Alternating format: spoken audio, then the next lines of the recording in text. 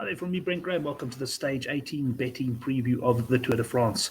Just a reminder, if you do enjoy these previews, please hit the like button. It helps the channel stack. Well, good to be with you. We're going to be having a look at Stage 18 a lot more closely now. But as usual, let's first have a look at what happened in Stage 17. And here we had today's Pogacar. Well, he managed to get the win. I'm going to pop across to the actual stage profile there as well at the moment. We had an incredible battle to get into the break. It really was phenomenal to watch. The break eventually only going on the first Cat 1 climb now as they started the second half of the stage. And it was really, the break itself was never given more than about 2 minutes. And the big surprise today was the UAE able to pull something out of the fire there. They were down to 4 men, but incredible by Mikkel Berg riding on the Cat 2 climb here. And then after that, it was McNulty who took over. Really, really brilliant riding by both of those guys. McNulty in the end only finishing 30 seconds back. And it's just questionable whether they'll be able to do that again tomorrow. It was superhuman effort.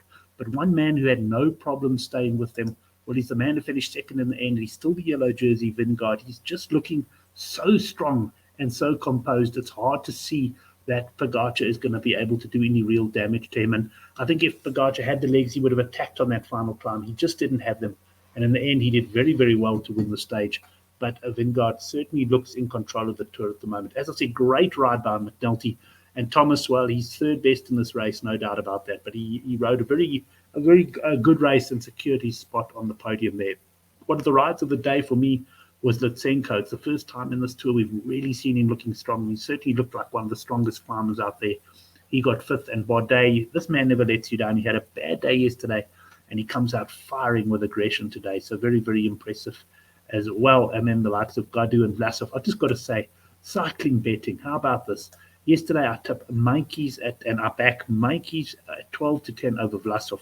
First of all, I have one of the bookmakers telling me it was an obvious error, which I strongly disagree with. But I got on at Bet Exchange in the end.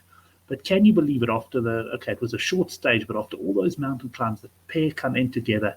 And of course, Vlasov just gets his wheel in front. That is cycling betting for you, everybody. It can be absolutely heartbreaking. I was well up at one point of this Tour de France. My units have gone tumbling down. And I don't know how many of you watched Fabio Jakobsen finish in front of the broom wagon today. He just made the cutoff by like 14 seconds. Well, I can tell you that's a little bit of how I'm feeling. I'm looking forward to Paris. I'm pretty damn exhausted, but still loving the Tour, of course. How can you not love this great race? Let's quickly have a look at the jerseys. Not a lot of change or very little change. Obviously, 4 seconds gained there for Pogacar. He's now 2:18 behind. Thomas falls further back, almost 5 minutes behind now. And Quintana, he was. I was expecting perhaps a little bit more from him today, but disappointed when he cracked there and also lost some more time. The jersey that is very much up for grabs is the King of the Mountains. Here we got Geschke, 64 points, Vingard 52, and Pogacar 46. You'd have to probably think that if the stage does go to the favourites, then Geschke is going to lose his jersey because you'd expect that final out of category climb, Vingard and Pogacar are going to be hard to stop there. So, but we'll talk a little bit more about that. Now, let's first have a look at the actual classification betting. Well, Vingard, of course, 2-13 favourite, Pogacar 4-1, and you get 50-1 the balance. The only other classification worth talking about is the mountains classification. Here we got Geschke at 6-4, Vingard at 9-4, and Pogacar at 5-2. I've seen some 2.75 at Bet Exchange.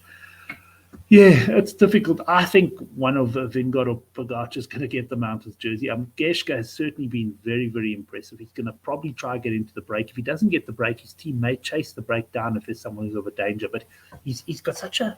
And let's quickly look at the... let's bring the profile back up there. He's got such a tough decision to make as Geschke because there's a little bit of a rise here to start with. It's about 5 kilometers long. It should give opportunity for a fairly strong break to form quite early. Unlike today, that depends on team tactics. Will the likes of Jumbo-Visma let the break run early? Well, we don't really know the answer to that, but it certainly it will be interesting to see, and I've got some theories on it. But back to Simon Geschke. I mean, if a break gets up the road with a couple of guys who he thinks can take the mountains jersey from him, he's going to maybe get his team to chase. But by getting his team to chase, he's inadvertently bringing in the Jumbo-Visma and UAE guys, which means it's more likely to finish as a GC battle, which means he'll probably lose the jersey anyway. So tough one. Geschke's best bet is to try to get into the break, and if he can, get over this first out-of-category climb first. and pick up major points there.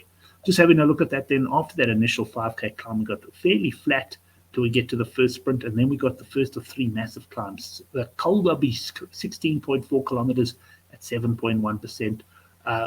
Descent then down. You'll notice no real valley roads here, so we're straight into the mountains, up and down. The Spambelas, I've never seen this climb before, 10.3 kilometers at 8.3%, and then Houtkamp, 13.6 kilometers at 7.8%. An absolutely brute of a climb to finish your Pyrenean adventures in. Well, that's the stage. What's going to happen in the stage? I at one stage was leaning towards a strong break going away here and possibly taking the stage, but at the end of the day, if I look at it, I think Pogačar is going to try and he'll probably get someone like Mark Hirschi to try and control the flat a bit and try and keep them in touch and use similar tactics to yesterday. Perhaps with the intention of distancing Vingegaard, but I think deep down he may know that he's not going to do that, but he's probably going to go for the stage win then. And if he can use the likes of McNulty and Berg to do that, he'll do so. I also wonder that the tactics of Jumbo-Visma are going to be very interesting. I mean, will they just allow a strong break to go? Or have they got to the point where they now want Vingegaard is going to want the stage? Yes, he might be risking the bonus seconds with Pogačar, but it's probably worth a risk for 10 seconds at the end of the day. And you might just find that Jumbo-Visma look to control the early break and keep it on a bit of a string. They're also not at full strength, but they do certainly have the riders who can keep it tight here in the flat and then still ride strong over the climbs. So this is going to be a fascinating stage. Really, really looking forward to watching this. And let's just have a look at some of the betting on the stage. I'll just stick with Sunbet here and bring up their stage betting. And here we've got Pogačar and Vingegaard at 5-2 the pair. I was trying to think of all things like, is it more value to back them for the King of the Mountains, or is it better value to back them for the stage? I don't know. I'm battling to find. I think that at the end of the day, I do think this is going to come together. I think that Jumbo-Visma are going to gamble a little bit, and I think they're going to try and bring Vingegaard in to win the stage as well. So I do think the break will get caught, and ultimately then you could only look at two riders. And who's it going to be? If I have to pick of the two, I will probably pick Vingegaard. But you'll see I've taken them in a slightly different thing with my bets there. But just going down, Nicholas Schultz is showing good legs. He's 12-1. Litsenko, you'll see I'm including him in my staking plan at 16-1. He just looked so strong today. Woods as well. He didn't make the break today, but he could well improve.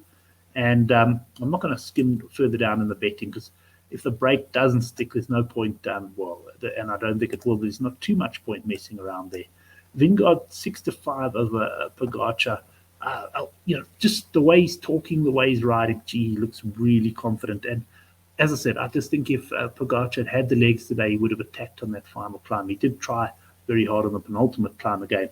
But I just think Vingegaard now, he can afford to perhaps take him a few more chances. And I think he might attack a little bit earlier on this climb. Let's go down to some of the special markets then. I just want to focus on this race special. It's a market I quite enjoy. The winning margin, I'm going 10 seconds or more here in the race special market. Two reasons there. One, if the break sticks, I do expect someone in the break to pull clear and win comfortably. And I also can't, if it does come down to a classification battle, I can't see Vingegaard and Pogačar just riding together to the end. Someone is going to crack tomorrow. And I think we're going to get a winning margin of 10 seconds or more. Let's bring up my bets then. So I am going to go for Litsenko. I fancy he'll get into the break, or he's certainly going to try. And with the sort of strength that he showed today, he must have quite a good chance of going in at 16-1. So having a little bit of an interest on him.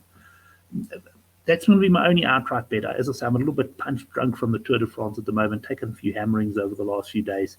But I am going to go with 3 units of Vingegaard over Pogačar at 6-5. I might shop around and see if I can get a slightly better price, but the bookmakers are all very much the same in these markets. And then 2 units on the winning margin, 10 seconds or more, and that's at 7-5, or as I prefer to call it, 14-10. Well, that brings us to the end of the stage, and it's really the last stage where we can expect real battles in the mountains. If I have a look at stage, let's go, it'll be stage 19, which is potentially one where the sprinters might have a look at it. We'll have a quick look there at that.